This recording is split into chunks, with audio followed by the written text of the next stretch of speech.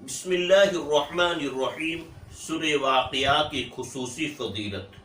مرض وفات میں حضرت عبداللہ ابن مسعود رضی اللہ تعالیٰ عنہ کی سبق آموز ہدایات۔ ابن کثیر علیہ الرحمہ نے ابن عساکر کے حوالہ سے یہ واقعہ نقل کیا ہے کہ سیدنا حضرت عبداللہ ابن مسعود رضی اللہ تعالیٰ عنہ کے مرض وفات میں، یعنی جس بیماری میں آپ کا انتقال ہوا، سیدنا حضرت عبداللہ ابن مسعود رضی اللہ تعالیٰ عنہ کے مرض وفات میں سیدنا حضرت عثمان غنی رضی اللہ تعالیٰ عنہ عیادت کے لیے، بیمار پرسی کے لیے تشریف لے گئے تو سیدنا حضرت عثمان غنی رضی اللہ تعالیٰ عنہ نے جا کر پوچھا، ما تشتکی، عبداللہ تمہیں کیا تکلیف ہے؟ تو سیدنا حضرت عبداللہ ابن مسعود رضی اللہ تعالیٰ عنہ نے فرمایا، ذنوبی، یعنی اپنے گناہوں کی تکلیف ہے، میں گنہگار آدمی، ذنوبی یعنی اپنے گناہوں کی تکلیف ہے۔ پھر پوچھا، ما تشتہی، یعنی آپ کیا چاہتے ہیں؟ تو جواب دیا، رحمت ربی۔ تو سیدنا عبداللہ ابن مسعود رضی اللہ عنہ نے جواب دیا، رحمت ربی، میں اپنے رب کی رحمت کا امیدوار ہوں، میں اپنے رب کی رحمت چاہتا ہوں۔ پھر سیدنا حضرت عثمان غنی رضی اللہ عنہ نے پوچھا کہ میں آپ کے لیے کسی طبیب معالج کو بلاؤں؟ میں آپ کے لیے کسی طبیب معالج ڈاکٹر کو بلاؤں؟ تو فرمایا، الطبیب امرضنی۔ سیدنا عبداللہ ابن مسعود رضی اللہ عنہ نے جواب دیا، الطبیب امرضنی، یعنی مجھے طبیب ہی نے بیمار کیا ہے، مجھے ایسا لگتا ہے کہ میرے رب نے مجھے بیمار کیا ہے اور اس بیماری میں میں اپنے رب سے ملنے والا ہوں۔ الطبیب امرضنی، یعنی مجھے طبیب ہی نے بیمار کیا ہے، طبیب کی، ڈاکٹر کی مجھے اب ضرورت نہیں ہے۔ پھر سیدنا حضرت عثمان غنی رضی اللہ تعالیٰ عنہ نے فرمایا کہ میں آپ کے لیے کچھ عطیہ بھیج دوں جو آپ کو، آپ کی بچیوں کو کام آئے، میں آپ کے لیے کچھ عطیہ بھیج دوں؟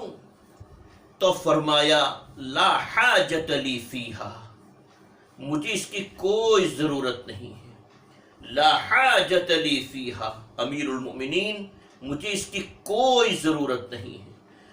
تو سیدنا حضرت عثمان غنی رضی اللہ تعالیٰ عنہ نے فرمایا کہ ابن مسعود عطیہ لے لیجئے، جو میں بھیجتا ہوں وہ عطیہ لے لیجئے، پیسے وغیرہ، وہ آپ کے بعد آپ کی لڑکیوں کے کام آئے گا، وہ آپ کے بعد جو آپ کی لڑکیاں ہیں، غالباً سیدنا عبداللہ ابن مسعود رضی اللہ تعالیٰ عنہ کی 9 بچیاں تھیں، 9 لڑکیاں تھیں۔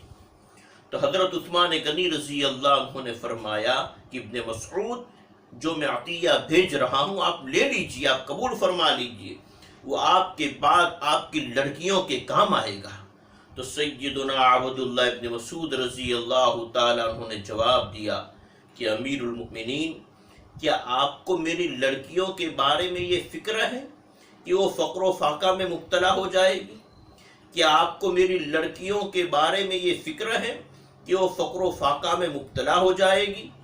مگر مجھے یہ فکر اس لیے نہیں کہ میں نے اپنی لڑکیوں کو تاکید کر رکھی ہے، میں نے اپنی لڑکیوں کو ہدایت دے رکھی ہے، تعلیم دے رکھی ہے، تاکید کر رکھی ہے کہ ہر رات، روزانہ رات کو سورہ واقعہ پڑھا کرے، سورہ واقعہ پڑھ لیا کرے، کیونکہ میں نے رسول اللہ صلی اللہ تعالی علیہ وآلہ وسلم سے سنا ہے، من قرأ سورۃ الواقعۃ فی کل لیلۃ لم تصبہ فاقۃ ابدا، من قرأ سورۃ الواقعۃ فی کل لیلۃ لم تصبہ فاقۃ ابدا، جو شخص ہر رات میں، روزانہ رات میں سورہ واقعہ پڑھا کرے وہ کبھی فاقہ میں مبتلا نہیں ہوگا۔